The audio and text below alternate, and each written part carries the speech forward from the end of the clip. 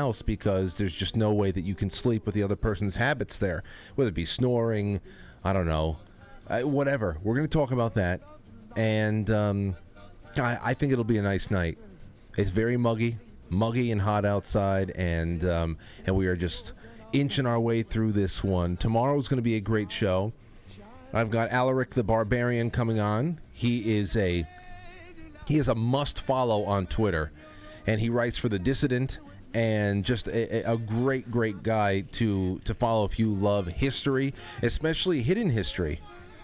Not even anything that's really occult in the esoteric sense, but more so just how history is written by the victors, of course. What is the Dark Ages? What are the Dark Ages? What do we know about them, and what is true? And were they really all that dark? So, and if they were, why were they?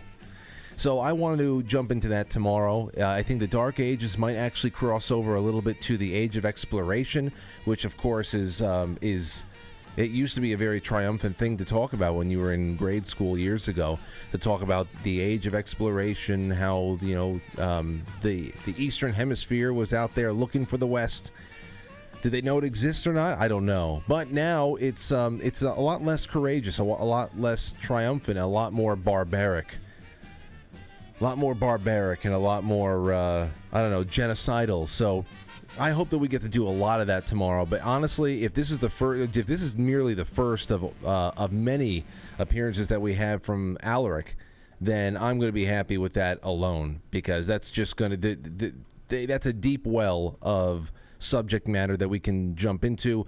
Speaking on that too, on Thursday night, that'll be another deep, dark night when Reverend Bill Bean is in studio, because he's touring the Northeast, so we got him to come in here. We're going to be talking about exorcism, demonic possession, all that. I got a lot of questions for him. We'll see where it goes.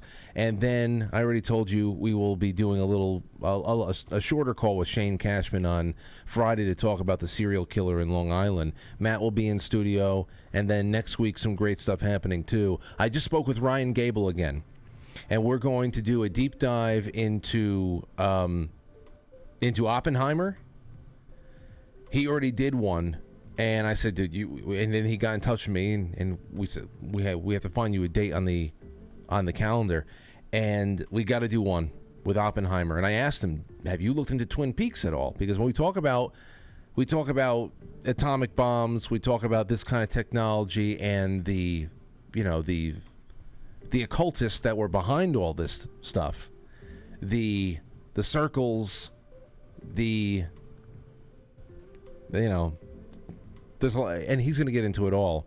So you have to go check this. We're going to check it all out. I want to give everybody a little bit of time to go and see that movie if they were planning on doing it. I want to see Oppenheimer. I want to see Napoleon. I just saw the preview for Napoleon. I said, I don't know, man. I gotta go. And then I should ask Alaric what he thinks about Napoleon, because I'm sure he's going to go there too. So I think maybe the first week in August, I'm going to bring Ryan Gable on, and we will do our thing, and that'll be nice.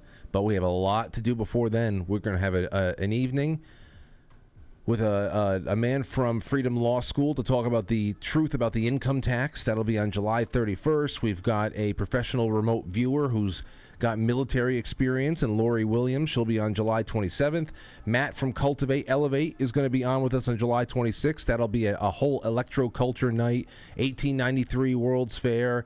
Which is a nice preview for some of the things that we're going to be covering in the August book club when we read The Devil in the White City.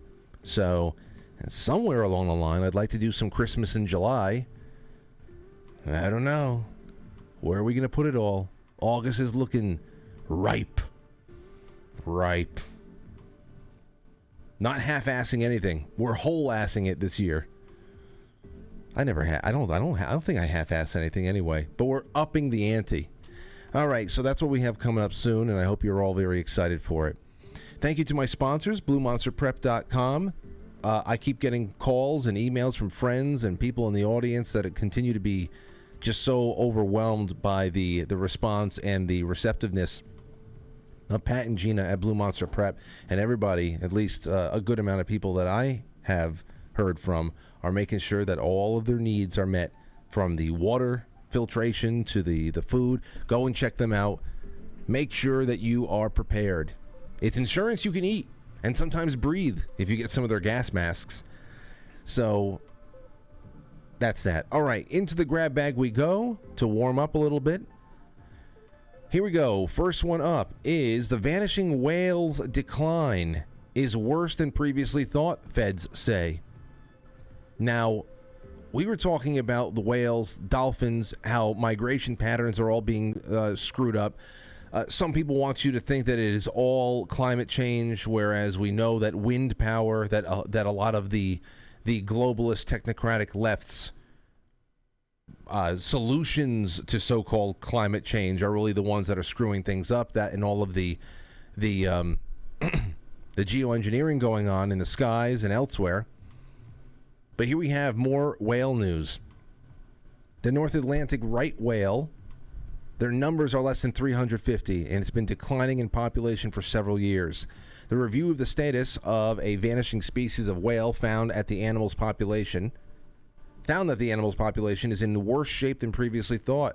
Federal ocean regulators said on Monday the North Atlantic right whale numbers less than 350 and has been declining in population for several years. The federal government declared that the whale's decline an unusual mortality event, which means an unexpected and significant die-off in 2017. The National Oceanic and Atmospheric Administration released new data that 114 of the whales have been documented as dead, seriously injured, or sublethally injured or sick since the start of the mortality event. That is an increase of 16 whales since the previous estimated release earlier this year.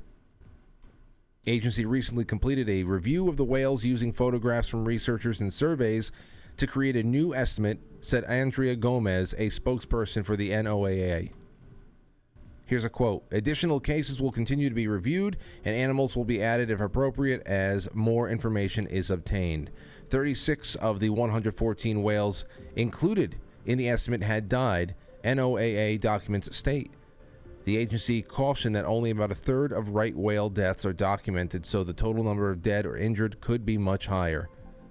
They're found in the Atlantic coast, off the Atlantic coast of the U.S. They are vulnerable to collisions with large ships and entanglement with commercial fishing gear. The federal government has worked to craft stricter rules to protect the whales from both threats. I was actually going over these with Aurora today because she's been getting more and more interested in whales. And so I found some short videos and other things that showed all the different types of whales and their scale to human beings and how they look. So we're starting with belugas and these little bottle-nosed whales, and then go right up past the rights and the humpbacks and the blues, and it's crazy that I see these. But who knows? If animals are putting energy into healing from a wound, they are not necessarily going to have those energy stores for other things. So I think it's just paints a much more accurate picture of the threats that these whales are facing. So they're saying that they actually might have more vulnerable to natural predators just because they're healing. I got to bring somebody on who can talk about the whales in an extra-dimensional sense, because I love the things that I've read about whales in the past, that they are pretty much the piano tuners of the earth, that the whale's song is actually something that is not just a long-range communication device between, members of the same species and subspecies as well, but that there is a very special relationship that they have with the earth, and that their song can actually tune the earth, and that the death of one means the death of the other. I don't even know who the hell to reach out to about something like that, but there you go. It's on the wish list. Here's another one for you. Wiz Khalifa throws out first pitch at the Pirates-Guardians game while shroomed out. 35-year-old rapper and Pittsburgh native promised to get stoned AF after he tweeted that it was crazy to throw the first pitch while shroomed out. Well, I don't know much about Wiz Khalifa, but what I do know is that he ain't no Doc Ellis, who actually was a Pittsburgh Pirate, who threw a no-hitter, I believe in 1969, 1970, around there, on acid. And I have, after I saw this this headline, I went and I found a really awesome 4.5 minute, I think it's 4:20 actually. It might be 4:20. It's a 4-minute and change video about the Doc Ellis no-hitter on acid. So we'll end the show with that tonight, but doesn't shock me that everybody's on drugs. I'm on drugs right now. You never know it. All right, here's the big news of the day. Although even this is getting mundane now. Donald Trump is set to be indicted. And it's all because of January 6th. Here is a release that he put out on his Truth Social, and it started getting around earlier on in the day. Statement by Donald J. Trump, 45th President of the United States. Wow, on Sunday night, while I was with my family, having just arrived from Turning Point event in Florida, where I won the straw poll against all other Republican candidates with an 85.7%, with all polls showing me leading in the Republican primary by very substantial numbers, almost everyone predicting that I will be the Republican nominee for president, and as I am leading Democrat Joe Biden in the polls by a lot, horrifying news for our country was given to me by my attorneys. Deranged Jack Smith, the prosecutor with Joe Biden's DOJ, sent a letter, again, it was a Sunday night, stating that I am a target of the January 6th grand jury investigation and giving me a very short 4 days to report to the grand jury, which almost always means an arrest and an indictment. So now Joe Biden's Attorney General, Merrick Garland, who I turned down for the United States Supreme Court, in retrospect, based on his corrupt and unethical actions, a very wise decision, together with Joe Biden's Department of Justice, have effectively issued a third indictment and arrest of Joe Biden's number one political opponent. It is worthy of mentioning that over and over again, because this is what he was impeached for, even though Joe Biden was not his number one political opponent. I think the most viable out of all those freaks was Bernie Sanders once again, who got shafted, but he doesn't care because he keeps getting new houses. Who is largely dominating him in the race for the presidency. Nothing like this has ever happened in our country before, or even close. They illegally spied on my campaign, attacked me with a totally fake dossier that was funded by Hillary Clinton. You know all this stuff. The Mueller witch hunt, no collusion, failed on Russia, the 51 intelligence agents fraud with the laptop. Yep, you see that. This witch hunt is all about election interference and a complete and total political weaponization of law enforcement. It is a very sad and dark period for our nation. Yes, well, if we had a nation, it would be a very sad, dark period. And I'm sure for people who are just realizing in how bad a shape we are, then yes, it's good to frame it that way. Now, I don't know. I don't even know. Maybe you have thoughts that you're more than welcome to call in on this. Tell me what you think. More than welcome to call in on this. I don't know what I can add to it, because I guess we're just going to have to wait and see. I know what CNN is adding to it. Alex Christie was putting this out. He's from Newsbusters. He put out this short media thread with all these clips from CNN today. He said CNN or TMZ, well, it's quick, TMZ, of course. CNN or TMZ, Caitlin Palance informs us that Jack Smith was spotted today by CNN going to Subway for lunch. He's going to Subway sandwiches, picking up a sandwich, leaving, and not saying a word. So they're tracking this Jack Smith loser, and everything he eats now is headline news. This is sick. You want to see how sick this is? Listen to a couple of short clips, then we're going to start the show. Of course, on the special counsel's side, that's the Justice Department and its appointee, Jack Smith. Jack Smith is tight-lipped. He was spotted today by CNN going to Subway for lunch, picking up a sandwich, leaving, and not saying a word. Her mouth is watering as she's saying this. She's like, I'm going to Subway after this. Meatball. Parmesan. She's trying to get through this. Her brain is saying, meatball, Parmesan. Meatball, Parmesan. Note to self. So no comment from the special counsel's office on whether they plan to indict Donald Trump and when that is potentially going to happen for the second time for a federal case. For the second time. I mean, it is so laughable. Here's another one Alex Christie got. John King, who looks like a retarded Honus Wagner, who was a real mensch. John King marvels, says Jack Smith going to Subway today is a message to Donald Trump. Going to Subway today. So, you know, this is what it is to be in the media, which is why I'm glad I'm not in it. And just one last point. Jack Smith, remember when the classified documents target letter, when Trump announced that, there was a lot of commentary. It was Jack Smith making a mistake here. Is he leaving this all to Donald Trump? And then they released the indictment, and we all said, wow. Wow. We read it. We saw the documentation. We saw the level of detail. Jack Smith going to Subway today is a message to Donald Trump. Donald Trump tries to intimidate people. He tries to bully people. He tries to scare you away. That was Jack Smith. How many people are on it? There's 7 people on this panel? There's 7 people on this CNN panel to talk about the cheapest sandwiches you could ever buy. I mean, I like Subway. I don't remember the last time I had one. I think the last time I went to get Subway was in 2020. Right around the time everybody was like, oh, a virus is coming. So I better go get my last Subway sub before I don't want anybody touching my cheese. As if I wanted them to touch it before. I didn't care. I put it out of my mind, and I ate the damn thing. All right?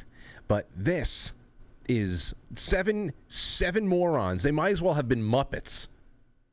Smith with no words and a simple $5 sub in his hand saying, I'm here, I'm not going anywhere. Yeah, the imagery was intentional and spoke volumes. What? The imagery of him getting a sub? There would be no imagery if you weren't there with a camera, you fucking harridan.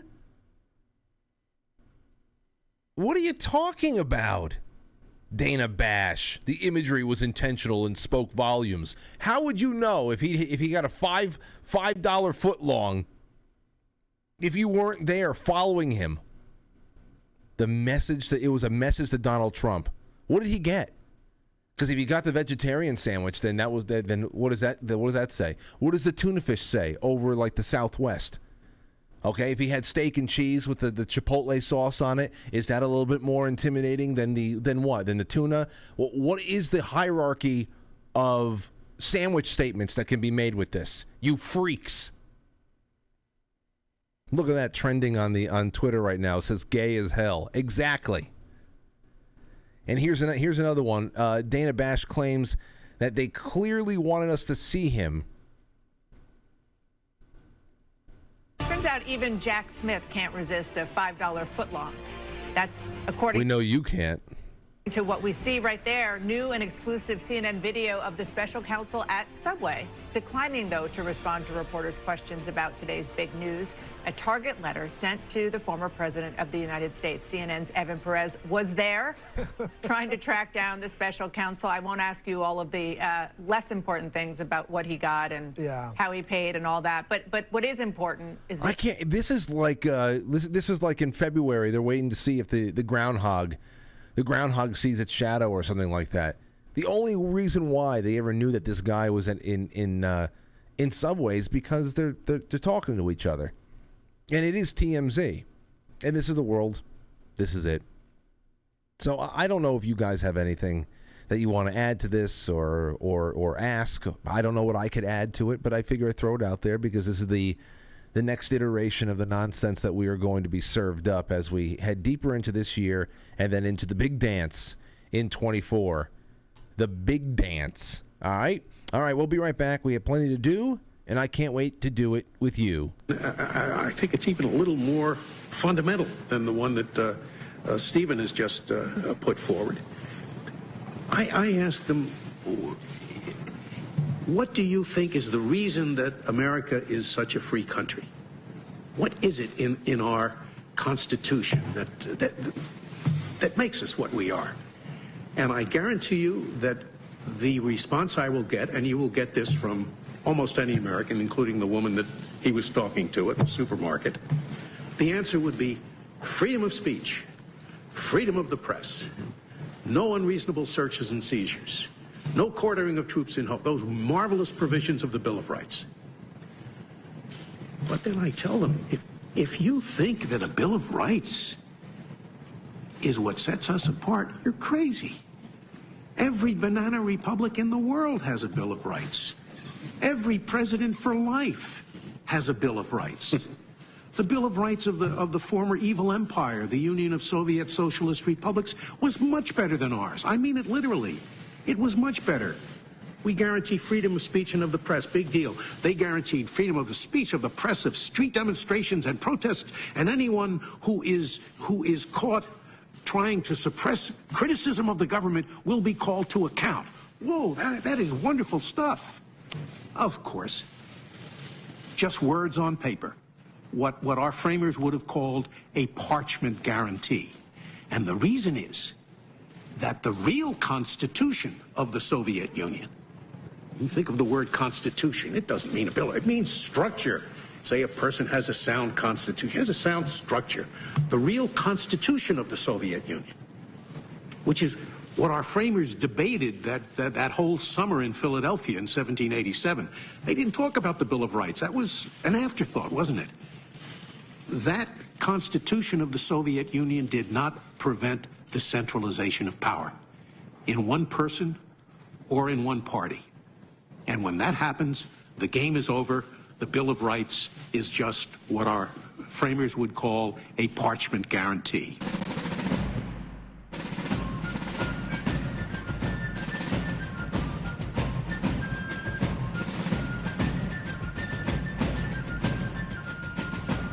You let one ant stand up to us, then they all might stand up. Those puny little ants outnumber us 100 to 1. And if they ever figure that out, there goes our way of life. It's not about food. It's about keeping those ants in line. That's why we're going back. Does anybody else want to stay? Let's rock!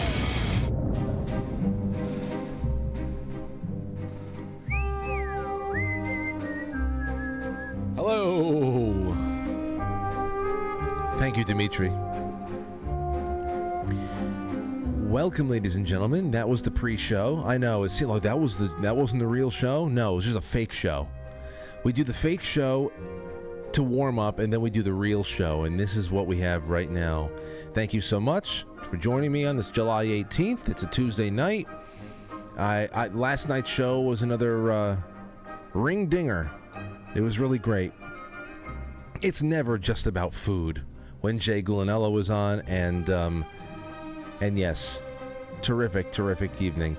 Now for tonight I want to implore you all, especially if you're watching on YouTube and on Rumble, please like the show. It's like walking into a room, flipping on the lights, like walking into a chapel and lighting a candle. It costs nothing, and it does such amazing.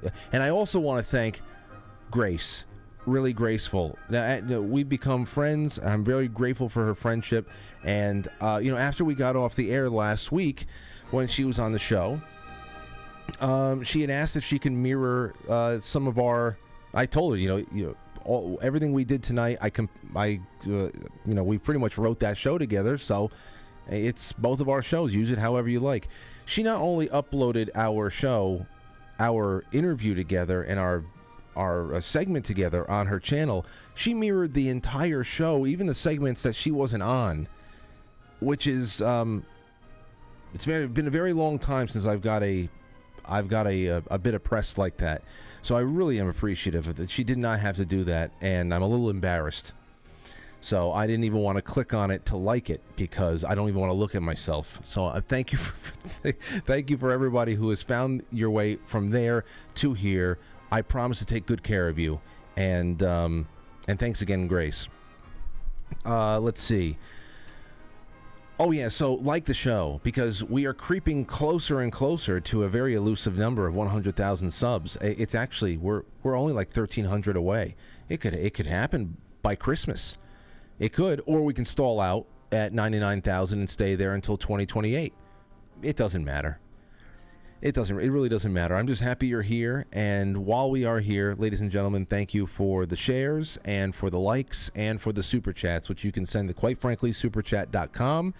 That is a universal site set up for everybody, no matter where you're watching, so that we can get more of you involved in the show with your thoughts and your shout outs and everything else, because we only have two phone lines if you count the Gilded. And on that Gilded tonight, I have a couple of specialty lines. So we have the general waiting room on the Gilded chat. All the links for the Gilded chat can be found on quitefrankly.tv or in the links below the episode description. There's the general waiting room. That's just for whatever we're talking about in the evening. There's the first-time caller line. There is the international calls line. There's also a serial killer talk line. If you have anything that you want to say specifically about any of the murder mystery stories that are up lately. And then finally, we have a sleep divorce line, which we're going to be talking about right now. Right now, I want to jump into it. And ladies and gentlemen, here it is. The first one up is from CBS News. Throwing this out, more than a third of Americans have sleep divorce. They have a sleep divorce, survey finds. More than a third of Americans say they occasionally or consistently sleep in another room from their partner, according to a survey from the American Academy of Sleep Medicine. That's pretty significant. That is pretty significant right there.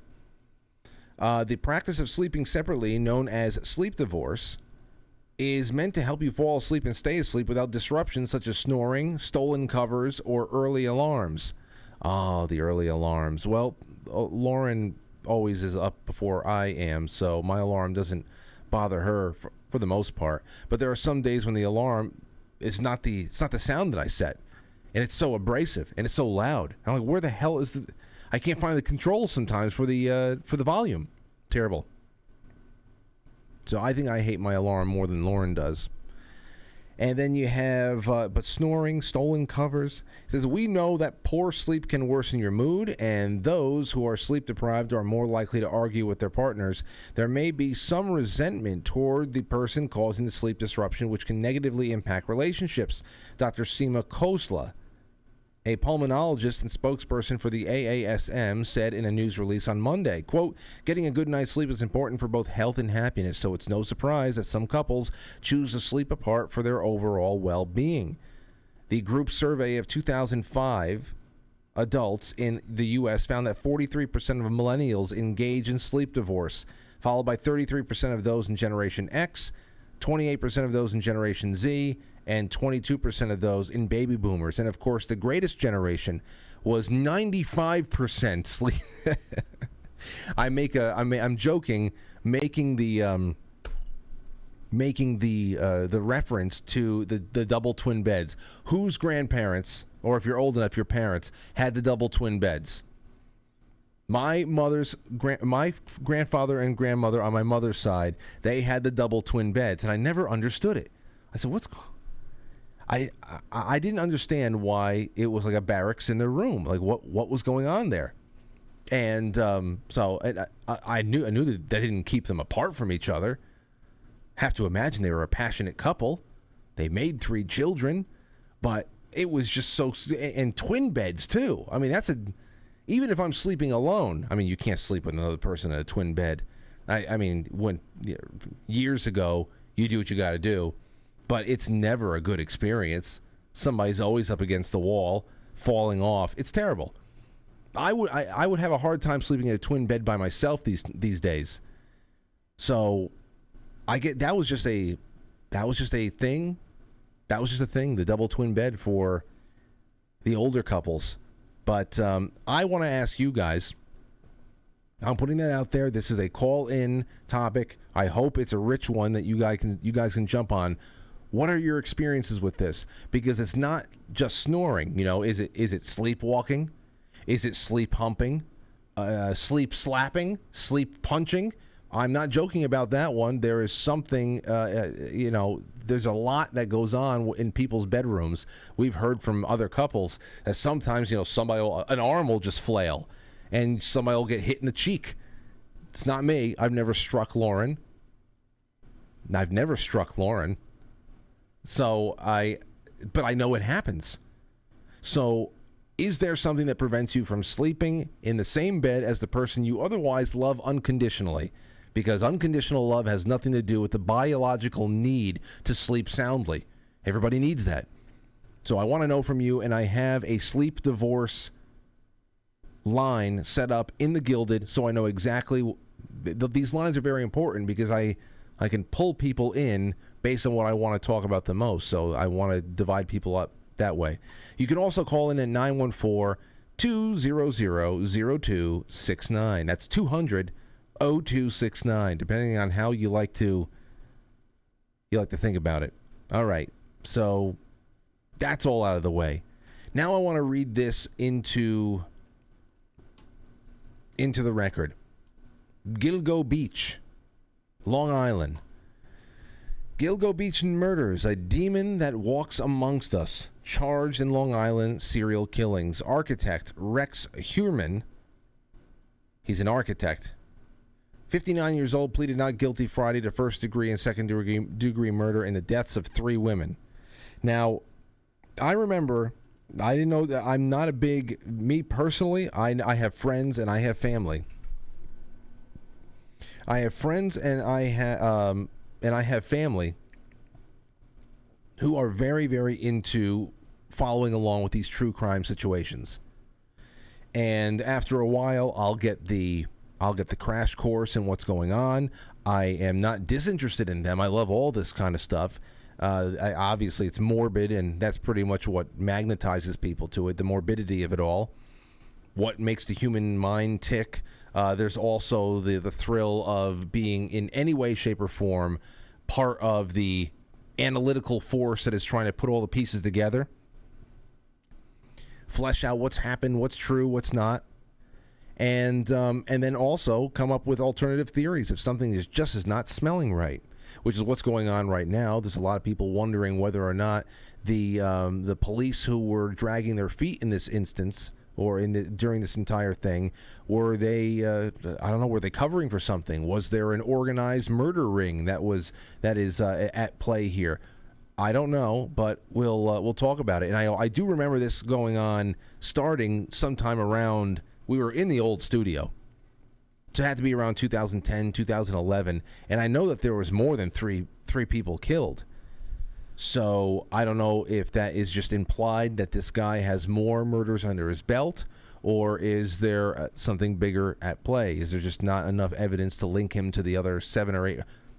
I have to get to the bottom of this, and we have a guest coming on Friday. We'll also take your calls tonight on this, because I know people in this audience are very into it, and they can probably teach us all a thing or two as well. More than a decade after 11 bodies were found on Long Island, and a year after he came onto an official's radar as a potential suspect, a New York architect was charged in the Gilgo Beach murders, a series of killings, mostly young women. Rex Heuermann is a demon that walks among us, a predator that ruined families, Suffolk County Police Commissioner Rodney Harrison said on Friday after the suspect pleaded not guilty to 3 first-degree murder charges.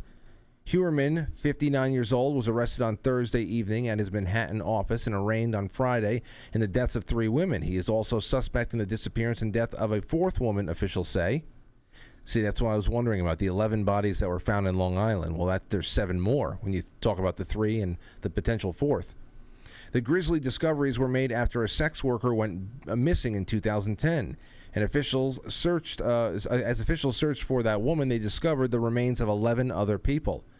During the news conference Friday afternoon, Suffolk County District Attorney Raymond A. Tierney, who was joined by members of the victim's family, said solving the cases had been a priority for him and area law enforcement since he took office in January 2022. Now, you can say there has to be some coordination if it is a group of killers, because they're all... The hell's that? Was that Siri? What the hell are you talking to? Don't talk to me when I'm talking about this shit. That freaked me out. There's another voice in the room all of a sudden. What did I say? Anyway, is it a group? Oh, it was cereal. That's what it was. Is it a group of people? Because if so, they're all using the same dumping grounds. So I guess there's that going against him right now. We were playing before a party of one because we knew the person responsible for these 3 murders would be looking for us. These murders would be looking at us, Tierney said. So we were very careful how we handled the investigation. We maintained the integrity of the investigation. Most importantly of all, we maintained the secrecy of the investigation. What, no leaks? Huerman is charged with the slayings of Melissa Barthélemy, 24, Megan Waterman, 22, Amerlyn Costello, 27. The investigation into the death of Maureen Brainard Barnes, 25, is ongoing, Tierney said. Huerman is considered the prime suspect in her disappearance and death, and there is a substantial evidence of his involvement, according to a bail application obtained by NBC News. See, now, this was years ago. Then this guy would be, if it is in fact him, he'd be facing the electric chair up in Sing Sing. But I don't know if they do that anymore. The remains of the women, known as the Gilgo Four, were discovered December of 2010 in Gilgo Beach on Long Island's South Shore. The victims had similarities. They were sex workers who were petite, Tierney said. Tierney also said that the crime scenes also had commonalities, noting the victims were bound at the head, midsection, and legs by camouflage burlap. Huerman contacted his victims during using a burner phones, which he would discard shortly after they were killed. The burner phones were tracked to Massapequa, which placed the user of the phones in the area during the time of the slayings, Tierney said. And that's not even the half of it, of course. There's this other thing here that they say one of the smoking guns was actually a smoking piece of pizza. Again, one of these. This is from the New York Post. Rex Huerman, architect and married dad of two, busted in Gilgo Beach serial killings after DNA found on a pizza box. A suspected serial killer has been arrested over the notorious Gilgo Beach murders on Long Island, the Post can confirm. Huerman, 59, a married architect, listen to this part. Listen to this sentence. At a New York City firm was caught after DNA from the hair of a victim, Megan Waterman, matched that of his, taken by investigators from a discarded pizza crust in January. DNA from the hair of victim Megan Waterman matched that of his? What does that mean? Can somebody explain that to me? Taken by investigators from a discarded pizza crust in January. That I don't understand that. Grammatically, I don't understand that. I don't know what they're trying to say. Maybe I'm just being slow right now. The father of two, a former classmate of Hollywood actor Billy Baldwin, yes, that's what we need. Yeah, whatever. Was arrested Thursday after cops had staked out his home on First Avenue in Massapequa Park, Long Island, and office at 385 Fifth Avenue in Manhattan. So that's what's going on right now. And the last thing on that is this. Disgraced Suffolk County Police Chief James Burke is seen leaving his Long Island home for the first time since suspect's arrest in Gilgo Beach murder case that he was accused of hampering. Burke appeared to have been laying low since being freed from a 46-month sentence for conspiring to obstruct justice and violating a victim's civil rights in a separate case that infamously exposed his misdeeds and corrupt conduct. The former career cop was released from prison to a halfway house in November 2018, but today, exclusive DailyMail.com photos show he was relocated to Smithtown on New York's Long Island, where he lives a quiet life in a modest 3-bedroom, 1.5-bath home. So the disgraced cop, who was dressed casually, was behind the wheel of his red Mercury. Okay, so they're pretty much telling you where he lives and what he drives. This is ridiculous. It means nothing. What the hell's going on here? He appeared to be setting off to run errands, clutching... Oh, God, unbelievable. Let's see here. Burke himself would become the focus of an FBI investigation stemming from an incident in 2012 when he attacked a thief, Christopher Loeb, after he broke into his squad car and stole a duffel bag containing porn and sex toys. Oh. Intent on protecting his career and reputation from the incriminating contents of the bag, Burke tracked down Loeb, a young heroin addict, took him to the back of the police station where he assaulted him. Now, what's happening here? Then he orchestrated a failed cover-up when Loeb complained about the beating. So then what happened with this? Burke pleaded guilty in February, but the investigation into his crimes had also uncovered salacious details of the alleged secret taste for drugs. You know, it is impossible to read these articles. I didn't know. I was starting to read a little bit through it, and then I figured that all this was going to be pertinent information. I didn't know that I should have done highlighting because they just give us nonsense. Let's see here. Ray introduced a woman who claimed Burke had forced her to perform rough happenings on him in the same area where Gilbert went missing. So now they're talking about his reasoning that he would be blocking investigations into all of these investigations, all of these serial killings that were out there in Long Island between this time, because perhaps he was a John for many of them, because, well, I don't know what, but there's a lot of theories popping up. It is only the beginning of this, it seems, and I cannot wait to get a fuller picture. But if you have anything on this, because it's not just this, there's so many other things that are coming out on the other side of the country, all over the place. There's another one. Where is it? Another serial killer in Las Vegas. An entrepreneur arrested by FBI in Las Vegas for accused murder for that's a murder for hire scheme. There was another serial killer that was arrested about a day or two ago. As I said before, I think that there's serial killers all over the place. I really do. I think that we are in such a prime position to just pump them out and mass produce them. So I want to know about what you think. We're gonna get into the Tupac thing a little bit after the break, but I'm gonna take a quick breather right here. When we come back, the last 15 minutes of this hour is all yours. 914-200-0269. We've got sleep divorce stories. We've got anything that you want to talk about with this, anything you wanted to talk about in the beginning. All of the grab bag information, all of those topics, they're yours to pick from, and then some. We'll be back in just a moment. Former President Trump incited an erection. He worked to incite an erection. There is no comparison to inciting an erection. Into inciting an erection. They feel if a president has incited an erection. For inciting the erection. Incited the erection. Someone who just incited an erection. Did incite an erection on the Capitol. For inciting that deadly erection.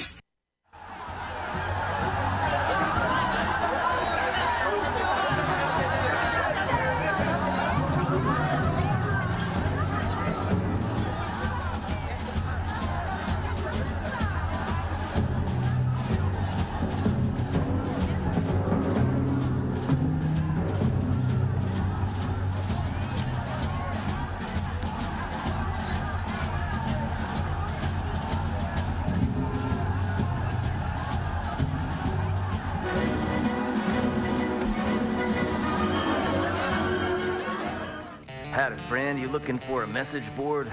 Go to quitefrankly.tv and enter the forum. Engage with official show topic threads or start your own thread. Get signed up. It's that easy. And it's not Reddit, so don't sweat it. For the forum and then so much more, it's quitefrankly.tv. Yeehaw. I really enjoy a good hooker, but I don't have the money. I'm really high on crack. I enjoy it. Lulls, right? I just did it for the lulls, which is the plural of LOL, laugh out loud. Look, I'm going to give you 100 rats, and you might say, well, that's preposterous, because why not just leave? And the answer is something like, fuck you, just take the rats. I'll tell you about the dark side of rats. If you put two juvenile rats together, the bigger, stronger, meaner, dark tetrad rat would just destroy the smaller rat. But rats, they sort of bounce. And so do kids, and so do sheep. And so the little rat, being a bit of a genius, stabs the big rat with a knife in a car. And so after the blood and the gore and the pain and the fear and all of that, it turned out the big rat faked the whole thing. That wasn't big rat, that was another rat. Where's the big rat? We have no way of really knowing. Take the bus. Listen, Mr. Lee, they could kill one another. Wouldn't that be nice? Yeah, but we can't be involved with murder. Exactly, Randy. Mr. Lee, is this you talking or the liquor? Randy.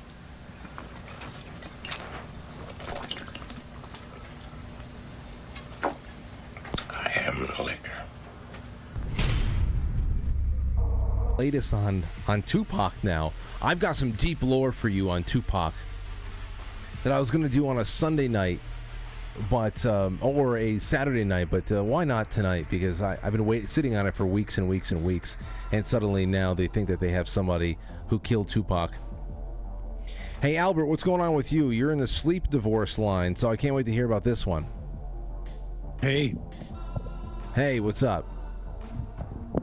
Wow, you sound like you're in a goldfish bowl. Oh, yeah? Anyway, yeah, dude, Lisa and I have been sleep divorced for like a couple years. I didn't think it was a big deal. I never really thought about it or whatnot, but, honestly, the way it occurs to me, I think it's more of a chick thing, because it's like, she says that, oh, dude, you snore so much and whatever. And then she'd be like kicking me in the middle of the night, and you get pissed off. It's like you wake up and you're like, what the fuck are you doing? She's like, you won't quit snoring. I'm like, you snore too. But women always go, I don't snore. So you got to record them and then hear them. But and then of course they still deny it. But whatever. So yeah, when one of my last sons moved out, she just like redecorated the room and like put her bed in there, and I mean it's all good. And like you said, you look at, I remember looking at I Love Lucy and things like that and going, WTF, Yeah. I saw that firsthand. I didn't get it. I didn't understand. But obviously, sleeping in a twin bed on the other side of a small bedroom is not going to save you from snoring, but it might save you from kicking. I don't know if that's the case. But I think it's a lot more common than people say. It's just people don't talk about it or whatnot. But I don't know. I remember you saying like 20% or something like that. But there's like people like, I mean, hers is she just is a light sleeper and whatnot. And that's why I said I think it's more of a chick thing. I said it's 22% of boomers, but millennials are like 40-something%, and then Generation X is in their 30s. So it seems like people they have less and less tolerance for their partners as the generations move on. I don't know. I guess. I don't know, but I mean, it works for us. I mean, it doesn't impede on anything else, but I mean, it's like it makes it didn't bother, like Gotcha. I never like woke up, but she would wake up, you know what I'm saying? And then there's people that have like that sleep apnea and stuff like that, and machines going. So, it is what it is, and it's great, I suppose, if you don't have to, but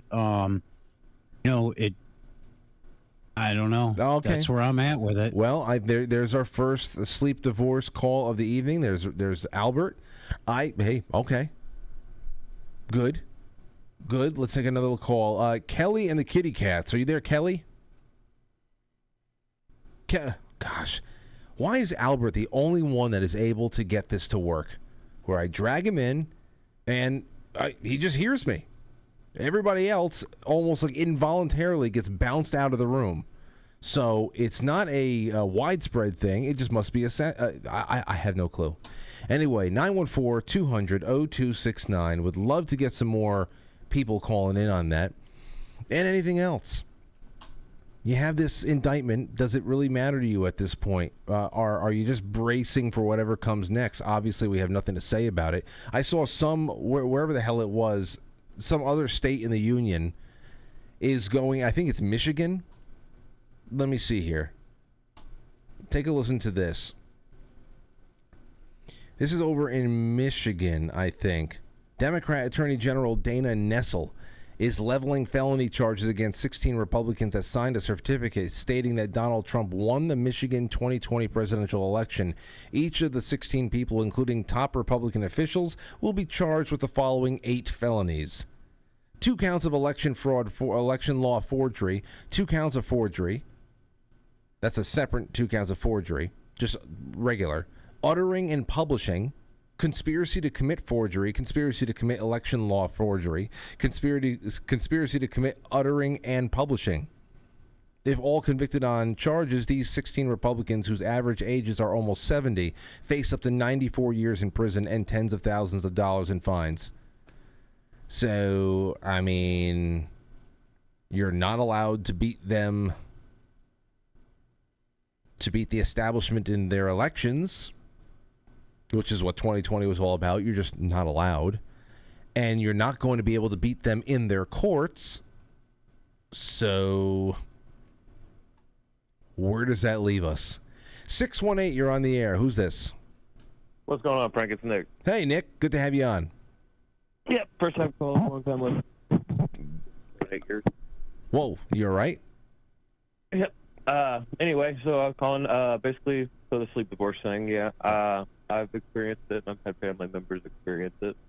I don't really think it was a good thing for the relationship, but eventually ended up in real divorce. So you think? Oh, okay. Well, first of all, am I on speakerphone? No, you're not. Okay, so you have been through a sleep divorce situation, and you think that it actually can. Well, tell me about it. Who was the reason why everybody had to get out of the bed? Was your wife trying to get away from you, or were you trying to get away from your wife? So actually, it was my father. My father was sleeping in the living room, not sleeping in the bedroom with me. Oh, it's not you. It's your parents. Divorced. Yes, correct. Okay, so was your father? What was he being accused of? I mean, there was really no accusations. They just tried to stay. Well, I guess he cheated on my mom twice, and they tried to stay together for the kids, which obviously never worked. Okay, Nick, I'm having a really hard time understanding what you're saying. So I said he had cheated on my mom twice, and they tried to stay together for the kids, but obviously that doesn't work. Oh, okay. Well, I mean, this is a little bit more severe. This is a little bit different of a situation. Okay, I guess. But anyway, no, the sleep, they were sleeping in different rooms prior to that anyway, just because she got up at different times. Well, that's I can understand that, and Sorry, well, I think that's kind of drove a wedge in there, and that's probably why my dad cheated. Wait. So the sleep divorce was prior to him cheating on your mom? Correct. Oh, so you thought that this, all right, so now you got to. And this is coming from a 12-year-old's perspective, too, at the time. Okay. I'm 36 now. We'll see. Now we're going to have to see if anybody else out there can talk about whether or not this way of running or at least managing sleep in the house led to anything else. I mean, if I slept on the couch when Aurora was born but the only way Aurora was going to sleep for the first 3 months or the first 2.5 months or 3 months or so, it was when she was sleeping next to Lauren, all swaddled up. So I said, once she fell asleep, I said, I don't leave her right there. I'll take the couch. And I stayed on that couch from September, and I think until Christmas Eve. It was either Christmas or it was Thanksgiving. I don't know what the hell it was, but it was at least 3 months. And I don't know, it didn't. I guess if you know that it's for the greater good, you can put up with a lot. But if there's other problems with the marriage, I think that's going to. I don't think anything can really help that or prevent it. But thank you for the call, Nick. Let's take a check into 626. What's going on there? 828, you mean? 828. Sorry, go ahead. Hey, Frank, it's Rob Worth. Hey, Rob. So we're talking about bed sleeping? Yes. Now, do you have a sleep divorce situation going on?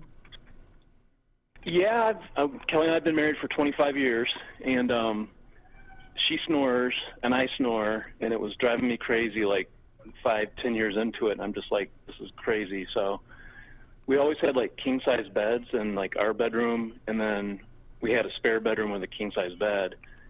And one night I got so fucking pissed off that I literally pushed the bed to the wall and then brought the other bed from the spare bedroom into our bedroom. We called it super bed. So each one of us had a king size bed, and it still didn't work out though, because the snoring still happened. Exactly. So that's what I was going to say. It doesn't matter how many king size beds you have in one room, unless the reason why you can't be next to a person is physical and not an auditory thing. Then what the hell is that going to do? You got to leave the room. Yeah, and I like my space on the bed too. It's like I always like to sleep diagonal. I don't like my, what I'm saying? I like to have so much room. And we also have pets too, and cats and dogs, and those kind of fuck things up too. You got a lot of things. Me, I know you're on YouTube. Sorry. Yeah, you got a lot of things going on over there. So that was now. How many years have you guys been in separate rooms? Probably, I'd say a good 15 years. 15. And I will say I'm glad you brought this topic up, because for so long I felt like kind of like a bad husband, because it's like I needed my sleep. You know what I'm saying? If I don't get good sleep, I get angry and I get grumpy. And for the longest time, Kelly, you know, she didn't like the situation, but she didn't say anything anymore. But I think I'm going to have her watch this episode, because it's good to hear that there's like 30-40%. I'm 54 years old right now, and it's good to hear that there's a good percentage of people that actually do this, because I don't feel so bad now. Well, you know, like I said before, I don't think that it necessarily has anything to do with whether or not you love a person. I mean, you were talking about biological necessity. This is health that we're talking about. I think it's interesting. You say that both you and your wife snore. Yes. Okay, yes. So I guess at that point, it's really just a matter of who can fall asleep first. Yeah. Because then if you can sleep deeply enough that you don't hear the other person, then the other person is screwed. It's like that is stressful in itself, because it's a race to get to sleep before the other person starts snoring. You got it. Oh, that's terrible. Yep. That's awful. And I will say my grandparents, they slept in a small, we lived in Indianapolis, and they had a small house, and I do remember they had 2 twin beds, just like on, you know, I Love Lucy. It was looking back, I didn't understand it, but I guess I don't know. I guess that's what they did back then. Yep. Again, well, at least there you have it. There's another snore from Rob. Thank you so much for the call, Rob. It's great to hear from you again. Thank you for the time. Yeah. Have a good night. And all the best to you. It's great to hear from you. Yeah. So there's more on that. Let's take one more from John. What's going on, John? Frank, I have a sleep divorce story for you. I knew that this was going to be a hot topic. So I was dating a woman who, her ex-husband and her had slept separately for 22 years from a year after they were married. Uh-oh. So she probably... And when I say slept separately, she slept in a totally different room on a king-size bed. And he slept down the hallway on a twin-size bed. Well, he should have upgraded himself there. That's on him. But so this marriage of 20 years ends. You guys start dating sometime after that. I have to imagine it was a rough adjustment for her to be actually in a bed with someone else then? Oh, she loved it. Oh, okay. Well, I mean, and he didn't even, and Frank, he didn't even snore. So he didn't snore. So there was no physical altercations. There's nothing. Nothing. So what did she do? What did she marry him for? She just repulsed by him immediately? You know what? She was a pediatrician, okay? And he was really into Disney. Angry Donald Duck was his character. I swear to God, it sounds too crazy to be real, but I'm telling you, it was so bizarro world. I'm like, what do you mean his character is Angry Donald Duck? And she's like, yeah, he's infatuated with Disney. So he's a 50-year-old guy. So I looked in his room one time, and I see on his walls he's got Disney paraphernalia on the walls. Wait. Why are you in his room? Well, I helped. I wasn't, I knew her before the divorce, and I wasn't dating her, So I had just gone over to help move some stuff out, and she was like, look in his, go ahead and take a look in his room. I get you. And I looked in his room, and it looked like a little kid's room with Angry Donald Duck on the wall. Okay. Well, that's weird. This is the plot keeps thickening with this story as you keep telling it, but this is odd. This is odd. Odd. How about this one? How about dreams of homicide? How about he had dreams of homicide, Frank? What I would say is, and thank you for the call, John. My gosh, I would say is she did not do a very good job during the courting phase of their relationship because I would say not. Yeah, the courting did not go very well. Thank you so much for the call, John. What the was that? What was that? Oh man, this is why these calls are great though. Because you get to go home at night and in some cases say, well, I Yes, I am a little strange myself, but at least that's not what's going on with me.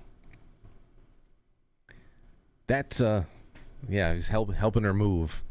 Well, then again, the Donald Duck, the homicide dreams, that's a failure of dating. And the dating phase, you got to learn about each other a little bit more to be able to say, nope. Red flags all over the place. Okay, let's take a call. Oh, actually, no, it's 8:02. Let's do an intermission. When we come back, more of your calls. This is an interesting one. I wonder where it's going to go for the next hour. Oh, I have plenty of places to take it, but the calls are really great. They're really rich right now. And thankfully, we have Friday for more serial killer talk. So that was just a little bit of a taste test. But we have another hour to play with, and I hope you're here with me. Help me grow the show. Like it and share it, and we'll be back in a flash. It's intermission time, folks. Time out to press the like button. Thank you. Ladies and gentlemen.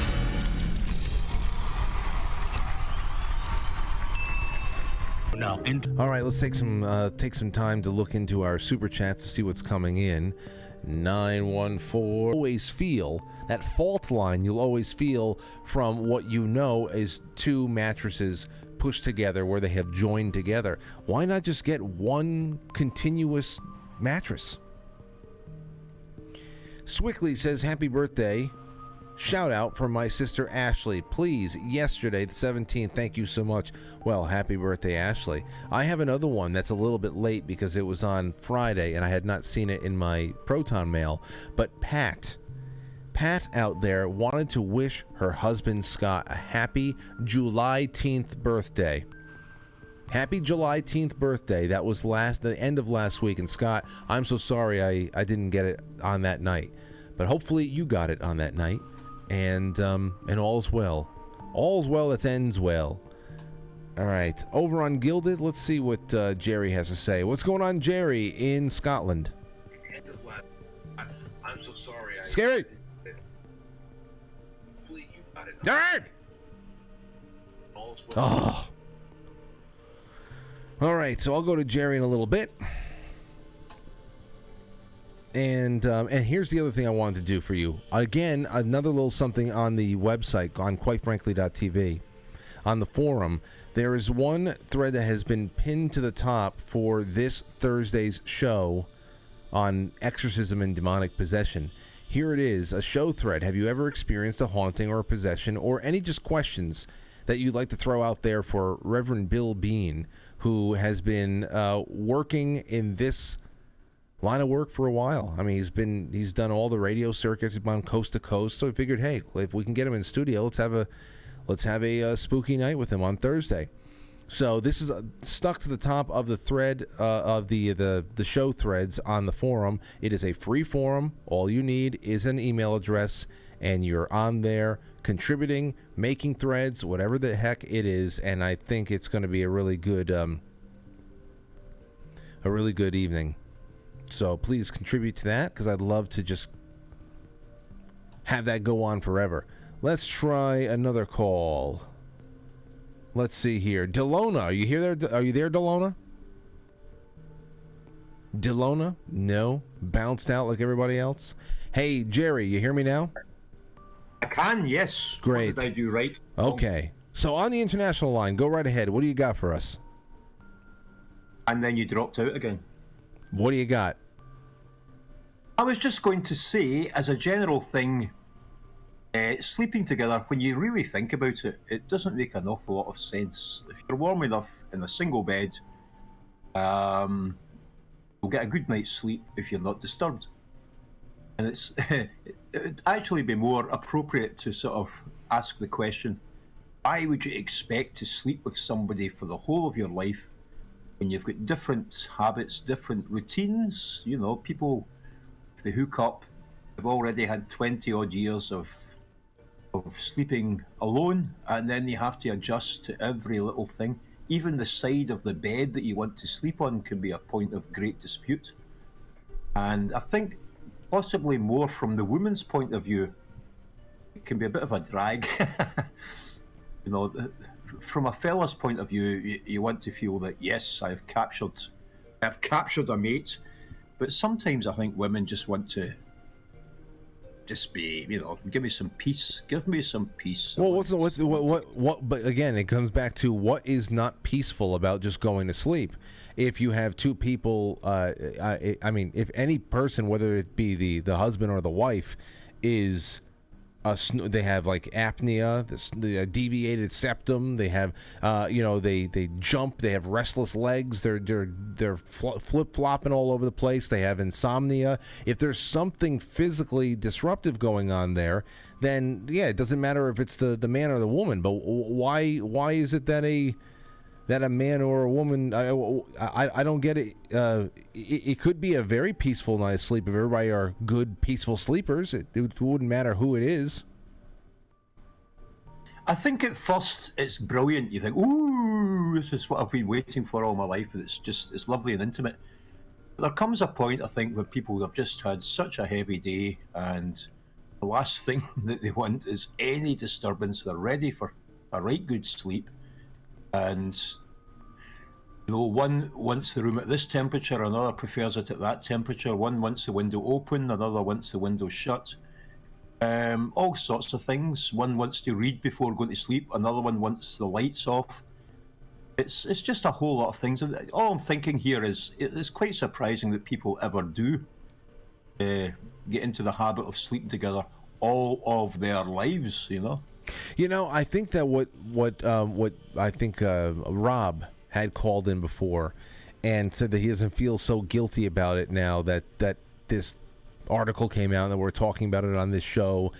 It's probably just what you said before, that people have always been doing this, and it has no real. It doesn't, in my mind, it doesn't really have any. It's not an indictment of the relationship. It's just if a night there's been nights that I have just left the bed, not because of Lauren. There's some nights that I just know I can't go to sleep for some reason, and I just want to change the scenery. It has nothing to do with Lauren. Other nights where it's just too hot in the room, and the way that we have all the fans set up to draw some of the AC air into some of the corners, the hotter corners of the house, is not really working, and it's just that peak hot moments of the summer. I'll just go and I'll lay on the living room floor or on the couch, and you just call an audible. You just change the game plan spontaneously.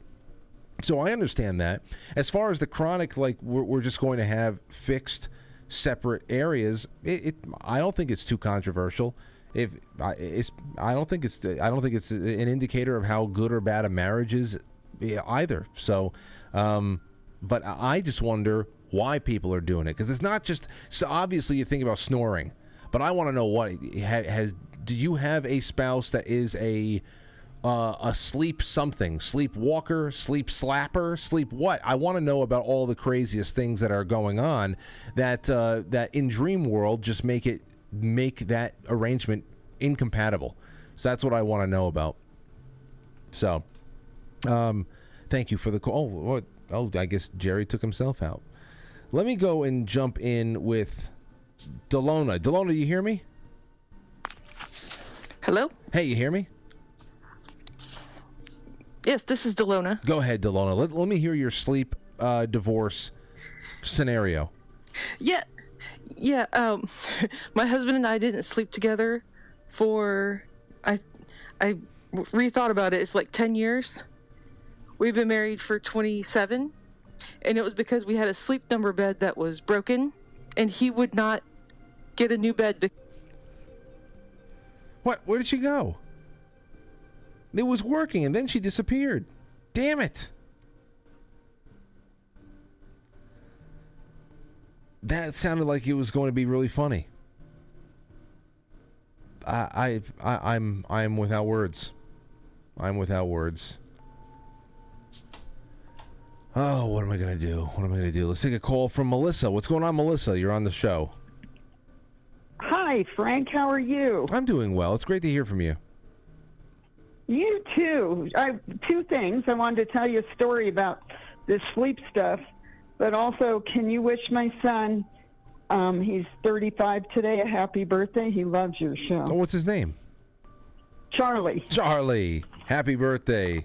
35. 35. Thank you very much. That was a big year for me. I loved 35. That was a wonderful year. I hope he has the same. Yeah, hey, big one for me too, right? Yeah. So we've been married 40 years, and my husband got diagnosed with REM disorder. And basically, he has kicked me, he has choked me. Good thing I grew up with 3 brothers, because I just beat him off. Gee, but wait a second. But he has sleep apnea, but the oxygen doesn't work. So basically, he sleeps on his side. And I stayed there because I had to keep flipping him like a pancake. So I wait a now second. he can sleep real well. Wait a second. Wait. You tell me about this. You said that this REM disorder. How does that correlate It's a to REM disorder. It's something to do with lack of oxygen or other things that. But how does that into it? How do you leave? Yeah. Okay, let's say that you have some kind of a depleted state of oxygen when you're sleeping. You're not getting full REM cycle. You have an abnormal sleep cycle. How does that correlate to strangulation? It is the nicest people in the world who usually end up doing that, and it took me by surprise too. He has to watch what he watches on TV and movies and things like that, because these are dreams that they carry over into the night. Okay, so you woke up one night and he has both hands around your throat, or he has you in a headlock? Yes, isn't that crazy? So what did you do? Did you punch him under the jaw, or? Yeah, pretty much. Oh my gosh. Pretty much. I mean, but he didn't get injured, but I mean, he has it so violently he has flown out of bed.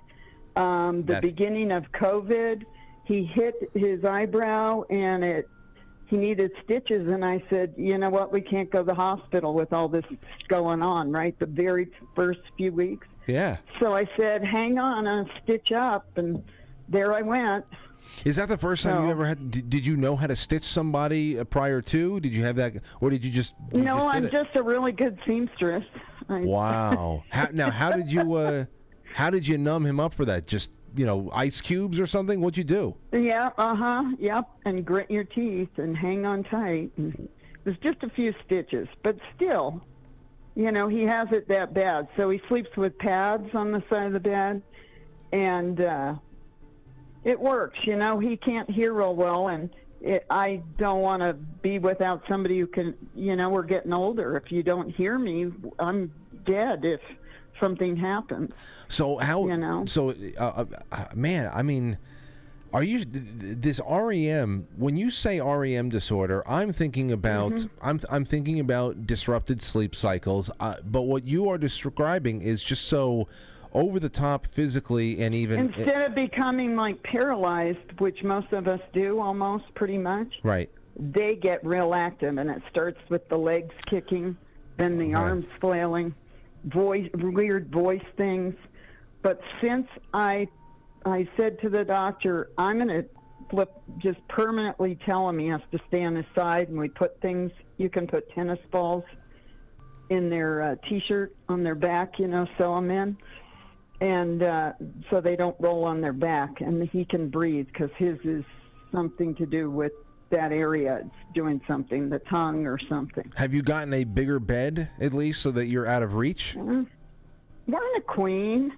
Okay, it's not too big. Yeah. That's not too big. We're, through thick and thin. Here we go. Well, you know what, Melissa? The way that you're just kind of chuckling your way through this, I think a lot of people are drawn to you right now. You're very endearing. And Thank you very much. And if I had an issue like your husband, I would be so happy that you were my bedmate and my partner, because at least I knew, hopefully, that you would survive the night, and that you would even be there to stitch me up if I go and hurt myself. Man, it's just. Yeah, I do my best. We both had really good examples from our parents, like you did, and. That's just the way things were done, and that's how we do things. And unless it's horrible, you stay with each other. And yeah. And you stayed in the same room, so if it gets, who knows? You get where you can tie him down like Lon Chaney on a full moon. You can tie him down like it's like he's the wolf man, and you can go sleep in the other room. That's fine. If it gets to that, then whatever. But in the meantime, I love it. Yeah, and you'll love. I love your show. I am my dad's family fought in the American Revolution. I continue to make phone calls every day, up to an hour a day, and I just can't take what's going on. I'm about ready to lose it. So well, you sound like you're able to take things in stride better than most people, and stay chuckling, Melissa. And I hope I hear from you again. Thank you. I'm in Wyoming, by the way. We deserted California and left and came here. Oh, that's nice. So, that's nice. Yeah, it's very peaceful. So, Frank, have a nice evening. Yeah, thank you for saying happy birthday. Oh, yes, and happy birthday. Happy birthday again there, and have a good one. Okay, thank you. Bye-bye. I know you all heard it, too. But that was nice. That was nice. But that's what I'm talking about. You hear about this, you're like, okay, well, definitely somebody's a snorer. No. No, there are some real war stories out there to be collected, and Melissa represents one of the types that I was looking for. Let me do one more. Let's see here. Kelly?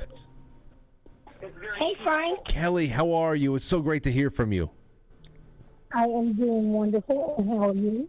I'm doing great. Are you on speakerphone right now? You got a little muffled. I have a crappy free Chinese junk government cell phone. Oh, and man. You're not on speaker. Okay, well, you sound very woofly right now, but you said it's a crappy Chinese government phone? Yeah. Okay, well... Obama phone, whatever you want to call it. Anyway, it's great to hear from you. How's everything going with you, and what do you got for tonight's topic? I am in the process of moving from Lafitte to Amy. By the end of the month, I'll be up in Amy with me and the kiddies, and I wanted to tell you that I am a sleep talker. A sleep talker? I talk in my sleep. Yep. So, and Robbie used to try to ask me questions and get an answer. And it never worked. I would mumble stuff, but he said I never did really say any real words. So you would never. This is something that your husband would try to see just how. Oh yeah. Just how what you were speaking, if there's any sense, almost like with any of these other people that would go into a trance or something like that. See if you can give him the lotto numbers that are going to come out next, right? Right. Or you try to see if I was cheating on him, or who were you sleeping with besides me, or any kind of crazy silly stuff. But it was nothing discernible where he could tell it was definite words, and he just messed with me. Okay. Well, that's not bad, and that's obviously something that never drove you guys to other rooms, right? No, not at all. In fact, he called me his heating pad because I evidently have a warm body. Oh yes. And he would snuggle. Being a diabetic, he was cold all the time. There you go. Had those diabetics, a little bit of circulation issues, but if they got a little furnace in the bed with them, then there you go. You guys completed it all. That's it. The circuit has been completed.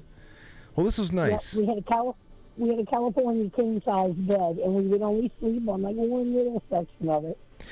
Kelly, this is how it would. If I had a California king, Lauren would be on her side of the bed as usual. She'd probably, obviously she's going to be comfortable and do her thing. And even though I have all of that room now to myself, I would still be on the edge. I think that I'm just going to be on the edge forever now. Yeah, the kids would fill the bed with us and sleep in the room with us on the bed. So, well, it's great plenty of room for them. It's great to hear from you, and I'll talk to you again soon. I promise. All right, y'all keep kicking ass over there. We love y'all. All right, Kelly, have a good one. There is Kelly from Louisiana. Okay, let's go into this last story over here, and it's rich, man. It really is, and I want to give you a little bit of deep lore on this too. Daily Mail. This came out today. Cops now suddenly searching a Las Vegas home as a part of an investigation into rapper Tupac Shakur's 1996 murder. Las Vegas police searched a home in Henderson near Interstate 11 and Wagon Wheel Drive on Monday as a part of an investigation into Tupac Shakur's murder. Shakur was shot and killed just 1 block from Las Vegas Strip in September 96. The case remains unsolved. The Las Vegas Metropolitan Police have declined to comment any further.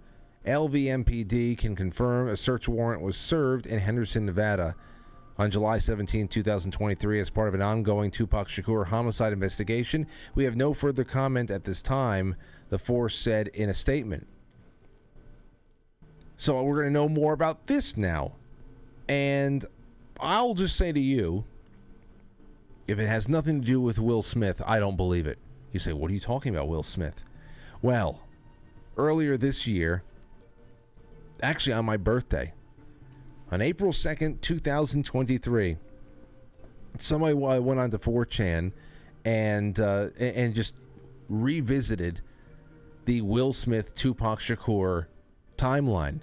All right, take a listen to this. I'm just gonna throw it out there, just for your consideration on a Tuesday night chill session. In the following, I outline how and why Will Smith murdered both Tupac and Biggie Smalls. Number 1, Will Smith was a hardcore thug from Philadelphia, was tired of being disrespected by his peers due to his family-friendly persona. Here's a headline from April 2nd of 2023. Jada won't let Tupac die. Chris Rock's brother Tony says Will Smith slapped him as he's fed up of being called soft. This goes on. In particular, as Tupac was a primary romantic rival for the heart of Jada Pinkett, Smith was enraged when Jada breached Tupac on his behalf to not beat Will Smith up, okay?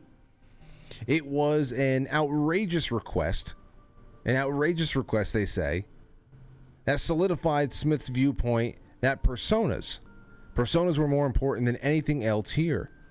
The woman who knew them both, or best, thought that the street-savvy gangster Will Smith needed protection from the Juilliard-trained ballet dancer Tupac. But that wasn't the worst of it. Will was enraged that he wasn't even perceived as a threat on Hit 'Em Up. Okay, and never even named in the song. So now this was the song that was really, we're talking about mid-90s, all of the diss tracks, the tracks they're calling people out, and we were seeing this bi-coastal war that's playing out in the form of music, and Will is just pissed off that he's not even seen as a threat, that he wasn't going to be called out in any of these tracks. Listen, these are the theories that are out there. They continue. Romance wasn't the only rivalry Will Smith possessed with Tupac. Tupac was also developing a career as an A-list black actor. There wasn't much room in 1990s Hollywood for black headliners. Will realized that if Tupac were to hit it big as an actor, he'd lose not only Jada, but also his career. This became urgent when Will learned that Tupac was a frontrunner for the lead role in Independence Day. I didn't know that. So it goes on. So how does Biggie fit into this? Well, Biggie was the prime suspect in Tupac's death, but he had nothing to do with it. Bad Boy told him to play it up because it was good for selling records, but Biggie was scared. He was putting out feelers, hoping to solve the crime himself, and he got too close to the truth. Will paid him a personal visit that day he died in order to get him in a known location so his assassins could tail him. Now here's more. The last one. All this and Will's reputation still suffered. What was Will to do? He had the acting fame, he had the girl, but his peers continued to mock him. He decided to get jiggy with it and announce his deeds to the public. At the 1999 VMAs, Will paraded Ashanti Shakur and Violet Wallace at the award podium. This was Will Smith's award. Respect for murdering the two most influential rappers by publicly admitting the fact in his cryptic association with their mothers. It's internet lore. I'm sure you can pick it all apart, but as soon as I saw this, I said, I got to bring up the Will Smith thread. I got to bring it up. So, you You can talk about that amongst yourself. It's 8:30. We're going to take another quick break, and we come back more of your calls because I'm really loving these calls tonight. Don't go anywhere. Worried about the Jack on the cell phone. Jack, what's going on today? Hey, Mike, I want to slap your butt cheeks. Okay, I heard that from Jack on Saturday. Quite frankly, listen live or download it and take it with you wherever you go while you're driving, walking, working, or you dirty dog. For all things, go to quitefrankly.tv. You like what you see? Become a sponsor. Quite Frankly streams live weekdays at 7 p.m. Eastern wherever you get your podcast. So, for everything, it's quitefrankly.tv.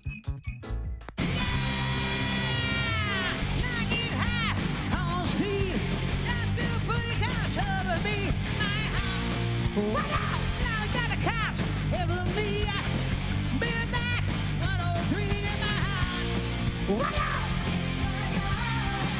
Ooh, ready girls. Ooh, ready now. Oh, yeah. Keep shining high, can't hit our night. Oh, yeah. Baby, yeah. Keep shining high, little night. Shining on a nigga. Paid, leading with the body, and a speech in my heart. Wow, true bell in my heart. Looking for another good time in my heart. Wow, yeah, really, yeah. Rage in the stage, trailing roads through my veins, and I say, we're still summer hearts, never stop in the same. Little, little. Keep shining hot, have a live like that. Baby, oh yeah. Boogie boy, round the house. Wow. Always remember.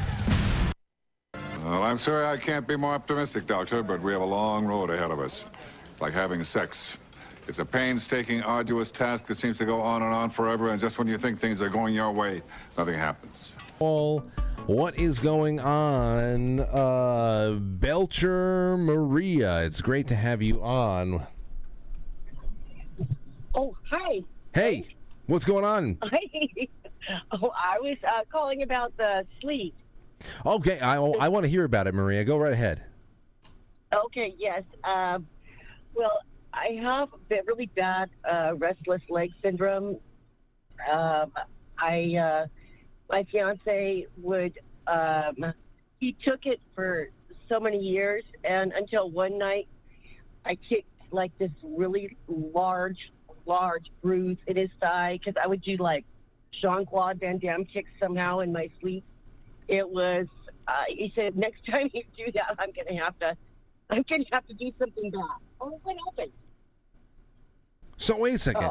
I thought. I'm sorry. I'm sorry. My thing went off. It was So and also I wake myself up. I wake myself up screaming. I'm always dreaming about saving the children, and I broke my nose. You broke your own nose? I broke my own nose. Doing what? I hit the edge of the bed. Because I also fractured my foot kicking the wall. I'm always trying to save children in my dreams. Well, I mean, I can understand why that would be a very intense dream sequence. I have a lot of weird dreams myself and uncomfortable ones at times. But I'm trying. So when you break your foot or break your nose, I mean, are you falling out of the bed, or do you have something of a low ceiling that you? Yes. I'm usually flailing, and the one time I hit the wall, that's how I hurt my foot. I kicked it so hard. Usually, it's always kicking my. I'm always kicking usually, but the other time, with my nose, it was I wasn't sleeping somewhere. I was sleeping at my brother's house, and it's not somewhere I was familiar with. I was taking care of he was getting a new kidney, so I had to clean the house completely, so I was staying there. So are you still, are you in? And so I hit the wall. I hit the edge of the wall and the wood, and I fractured my nose. Are you still engaged? Are you married? Are you still engaged? What's the No. I'm single now. I'm single. Yeah. That was that. Yeah, he was a cheater. Oh, okay. I was going to say that wasn't the reason why, was it? No.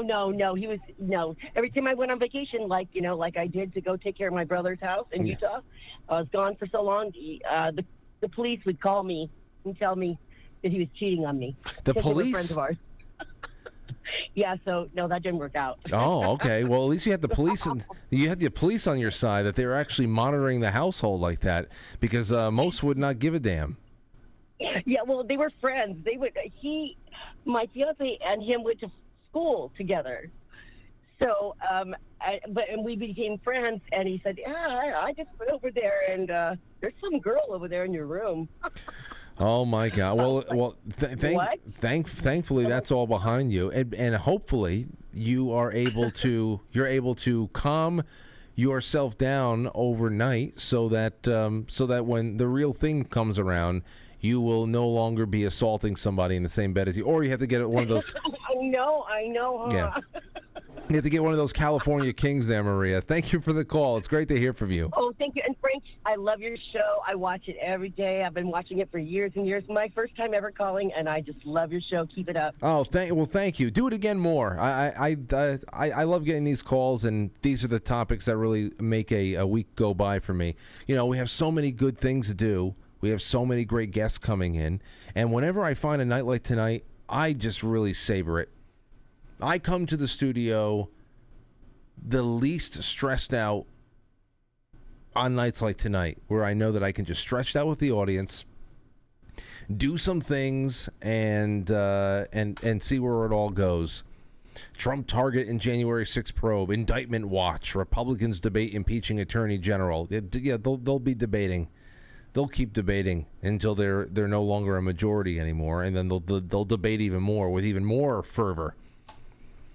So that's that.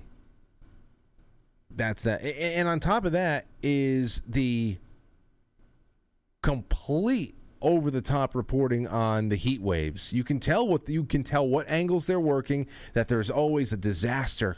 Oh my gosh, the heat in the summer is just incredible. The heat in the summer is just incredible. It took until like late June for the summer to even show up, but yeah, the heat is just terrible. We all have to give money to somebody, of course. All right, 914-200-0269.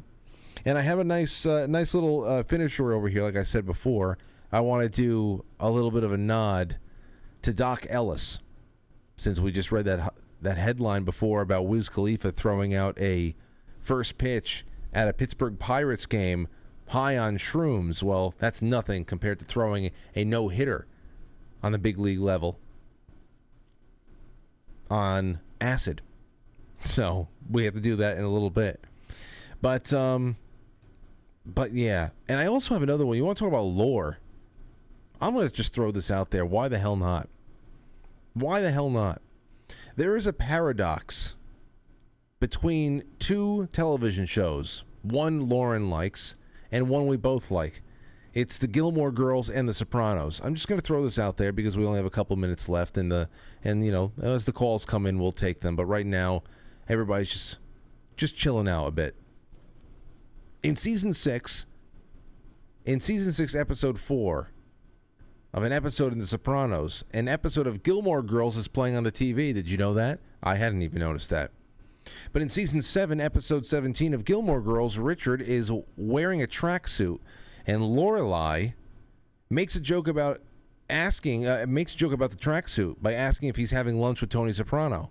So obviously this means that both the Sopranos and the Gilmore Girls exist in the television shows in other respective universes. But more alarmingly, this means that each universe has now become televised universe of itself within their own universes.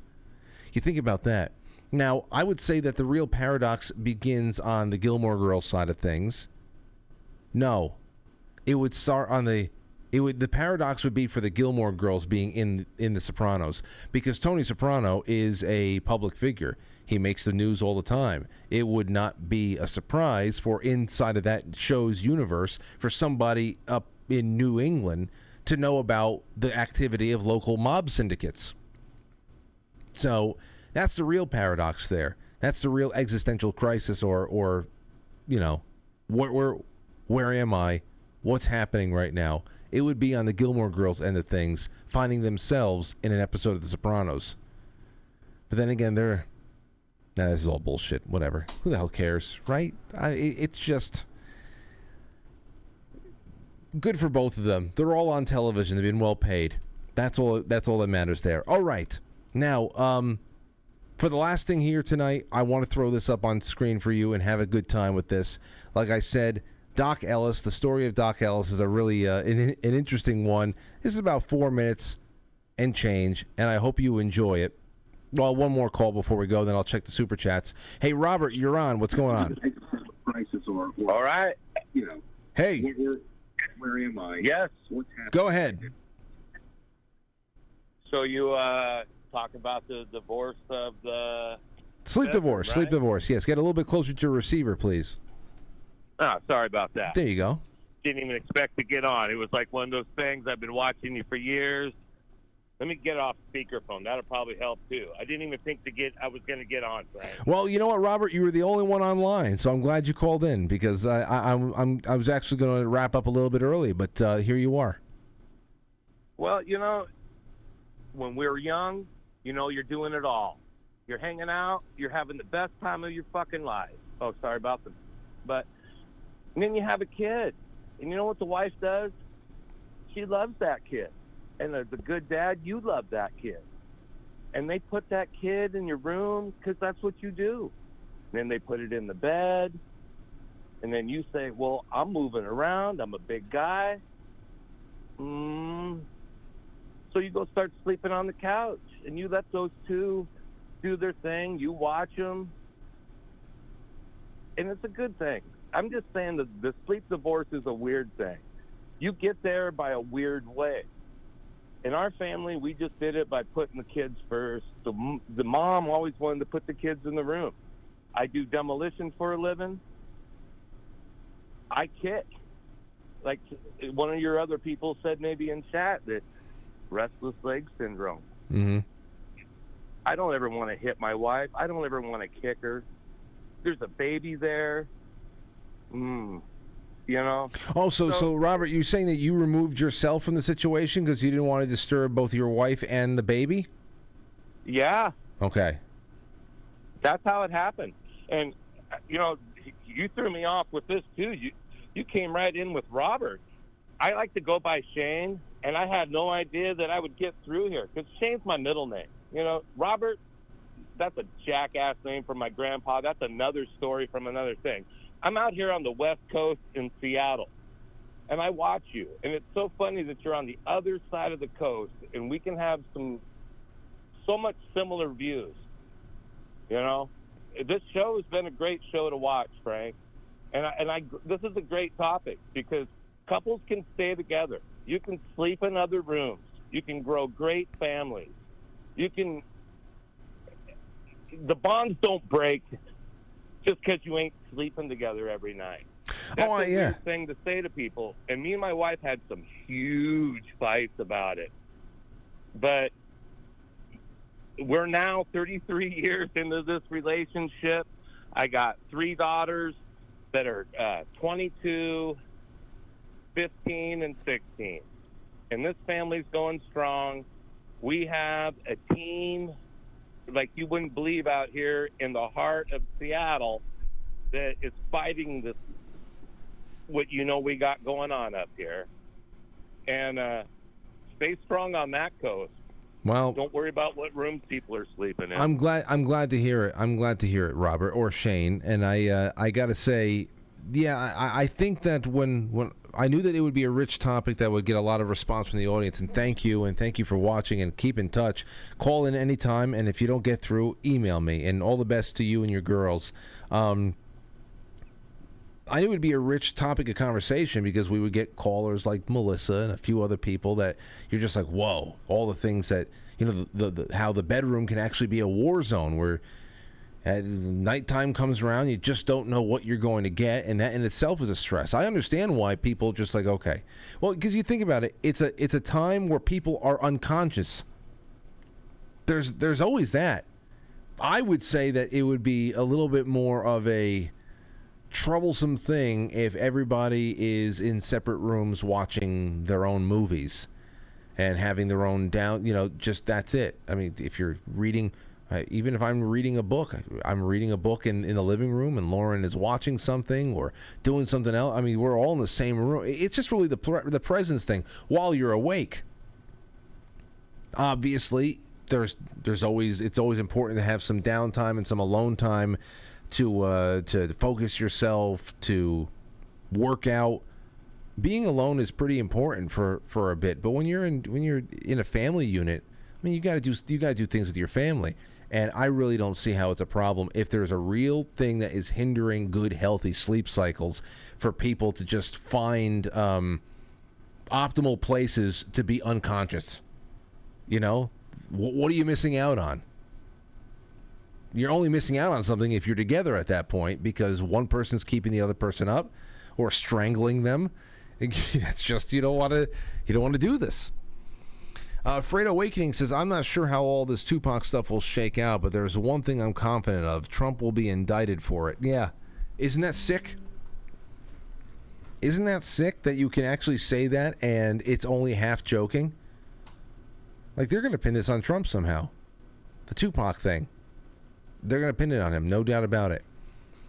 Thank you to Bacon Slut. Thank you to Delona. Says, it hung up on me. I finally got him to get a new bed 4 years ago, and we are back together. Damn. Delona, you were doing great. I was really upset when the call. I didn't think it was you hanging up because you were engaging with me. You were doing great on that call. I just wanted to know where it was going. My parents sleep in twin beds because my stepdad snores and coughs. Snores and coughs, shaking the bed too much. My grandparents slept in separate beds and rooms, depending on the weather. They had no AC or furnace, just gas. A gas stove in the living room in the house. They had seasonal sleeping arrangements. Makes sense. It makes sense. I understand. I really do. So, again, maybe it's just the terminology, which is another thing that we're dealing with a lot these days. Terminology, sleep, divorce. Who came up with that? I don't know. Stove Soup says, Franklies and Franciscans, evening to all and a great night. I'm glad that you liked it, Stove Soup. And with that, I'd like to end a little bit early, and to do so with a really a fun story about Doc Ellis and the LSD no-no. The no-hitter. This was uploaded 13 years ago. This is done by James Blagden, if you're not watching it. So enjoy. We will see you tomorrow for a wonderful episode with Alaric the Barbarian. We're going to be talking about the Dark Ages and perhaps a little bit of the Age of Exploration, because they really do go hand in glove. But I'm really looking forward to it, and we'll talk to you soon. Bye-bye.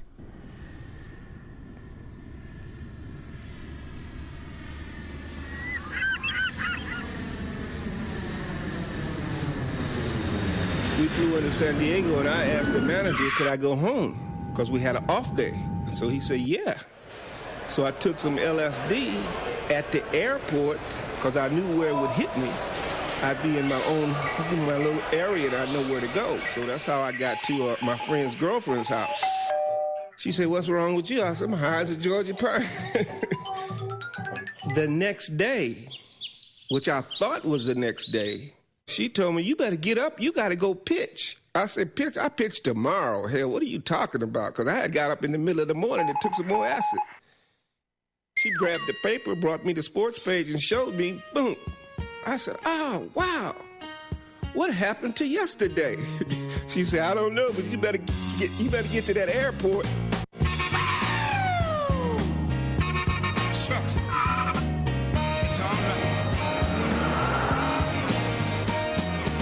Now, this was in the 70s, and Greenies was Dexamil.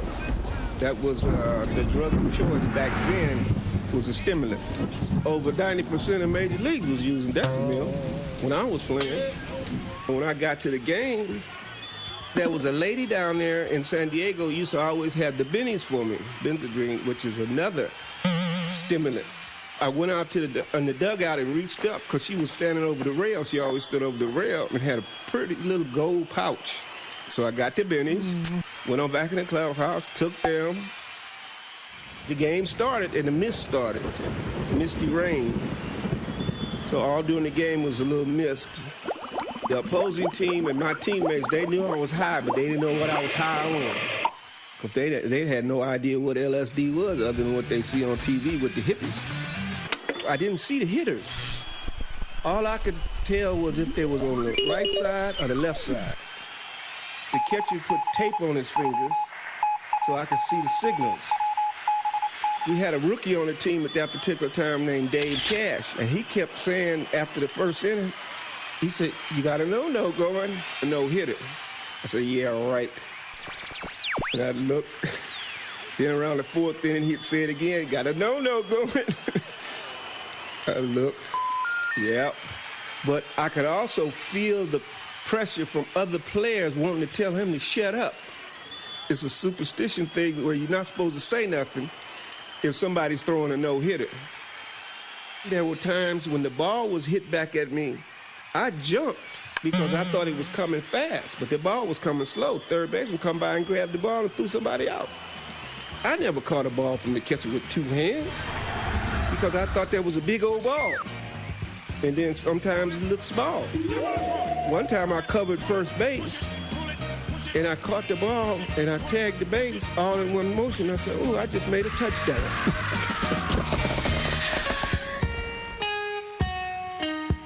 I didn't pay no attention to the score. You know, I'm trying to get the batters out. And I'm throwing a crazy game. I'm hitting people, walking people, throwing balls in the dirt. They're going everywhere. Now we go for the pièce de résistance.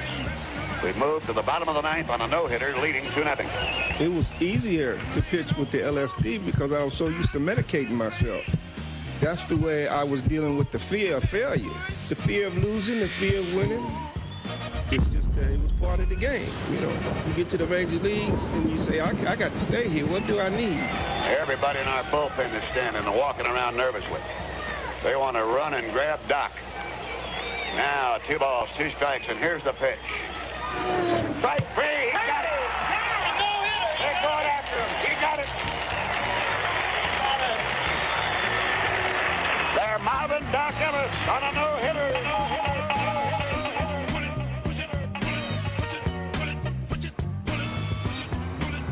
I'll catch you on the flip side.